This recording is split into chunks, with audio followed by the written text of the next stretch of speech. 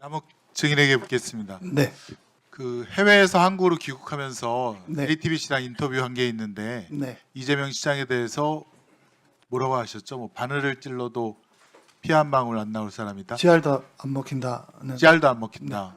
예, 그 의미는 남욱 증인이라든가 대장동 개발업자들이 원했던 일들을 하나도 수용하지 않았다는 거고요. 제가 원했던 건 하나도 이루어지지 않았습니다. 그리고 개발 사업 중에 거의 5천억 원을 공공으로 환수를 해갔다는 것이죠. 5,700억 정도 환수해 가셨고, 그건 대법원 판결을 통해서도 인정된 사실입니다. 그렇습니다. 그다음에 2010년도 그때로 가보면 원래 그 대장동 개발업자들은 민간 사업으로 하고 싶었는데 지금 성남 이재명 시장은 공공개발로 하려고 했고 그래서 성남 도시개발공사를 설립하려고 했는데 당시 성남시 의회가 한나라당 지금 국민의힘 시의원들이 다수였기 때문에 성남 도시개발공사를 설립하지 못한 건 맞죠. 네, 그래서 나중에 이제 민간 합동으로 어쩔 수 없이 절충적인 것으로 이렇게 시작이 된 것으로 그렇게 이해하면 되겠습니까? 네, 그렇습니다. 두 번째입니다. 2022년 9월 20일 가장 고통스러운 그 48시간. 원래 남욱 증인은 검찰의 수사에 잘 협조했는데 위례 신도시 건으로 검찰이 소환 불응했다라는 이유로 갑자기 그 체포를 당한 것이죠. 네, 소환에 불응해서 체포하신 걸로 알고 있습니다. 근데 나중에 판결을 보니까 그때 당시 죄명이 부정청탁금지법은 이미 공소시효가 지나서 그걸로는 체포나 구속을 시킬 수 없는 것으로 나타났는데 부패방지법. 예. 그러니까 저도 그 부분에 대해서 이제 처음에 압수수색이 나왔을 때는 제 피의 사실이 뇌물수수였습니다. 그래서 네.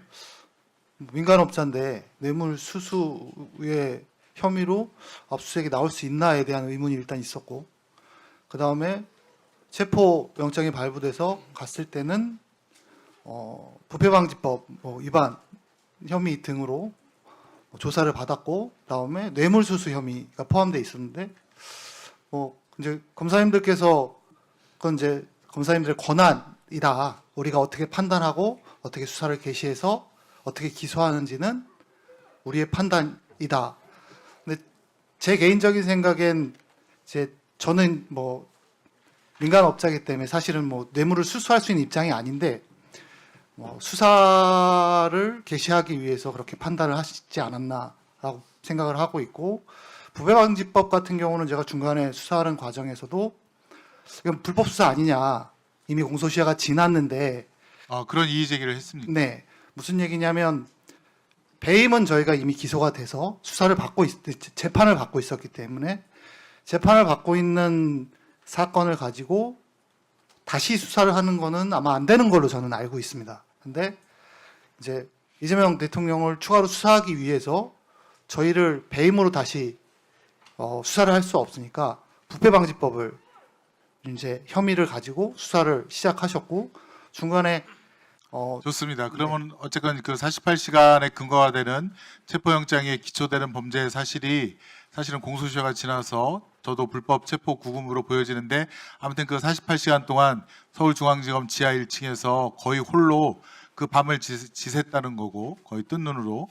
그다음에 그거 끝나고 나서는 이제 서울구치소로 이감을 했는데 그 사이에도 야간 조사를 14번이나 받을 정도로, 그다음에 귀가하는 시간이 새벽 2시에 귀가했다라고 자료 보니까 나오던데 그거에 대해서 좀 얘기해 주시겠습니까? 계속 밤늦게까지 계속 조사를 받았습니다. 그러면 목표는 뻔하다. 아까 뭐라 그러죠? 목표는 하나다. 하나다. 예, 다른 사람한테 관심 없다.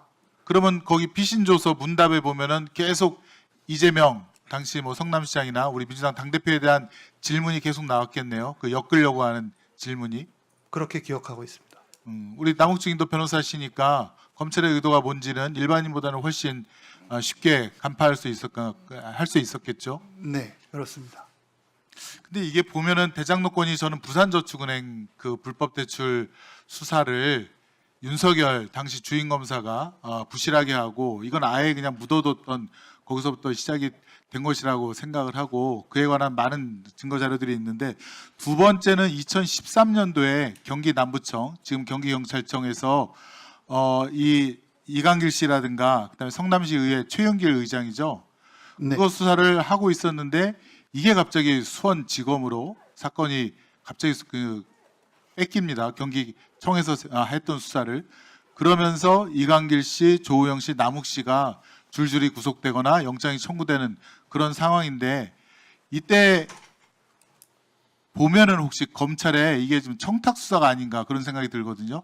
대장동의 권리를 갖고 영업권을 가진 그런 이강길 씨라든가 또 남욱 씨를 이 수사에 의해서 제거하고 다른 사람이 대장동 이 사업권을 갖다가 갖고 오려는 의도가 있지 않은가 그런 생각이 드는데 본인은 어떻습니까?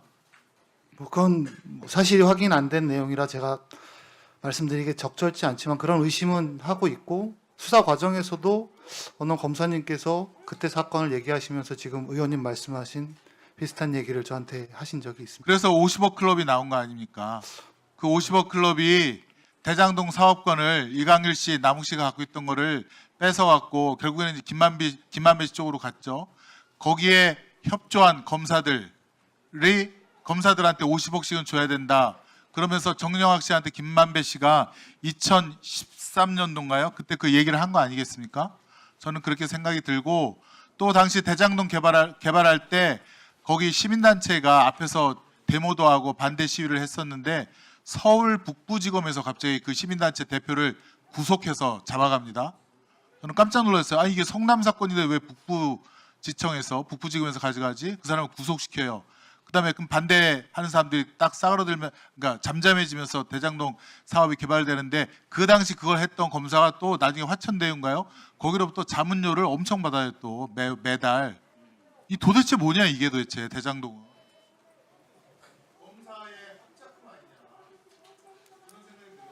이게 쌍방울이라는 게 있어요. 쌍방울 국가를 시작할 결심을 하고 막 했을 때 쌍방울 그룹에 사회이사로 들어갔던 그 수많은 사람들 거기에 이남석, 양재식, 이건영 다 수천만 원씩 받고 수억씩 받고 사회이사 했던 사람들 다 쌍방울과 밑에만 관계가 있는 사람들 아닙니까? 근데 이 대장동도 박영수 특검이 변호사로 활동하고 또 녹취록 보면은 박영수와 양재식 검사 출신 변호사가 또 이름이 나옵니다. 양재식이 조우영 돌봐준다고. 이게 뭡니까 도대체? 국민의힘 의원들이 대장동을 완전히 무슨 비리 집단으로 하는데 그 주변에는 항상 그런 불법을 덮어주거나 가볍게 해주는 검사 출신 변호사들이 있었다는 겁니다. 이거 철저하게 밝혀야 됩니다. 일단 여기까지만. 예.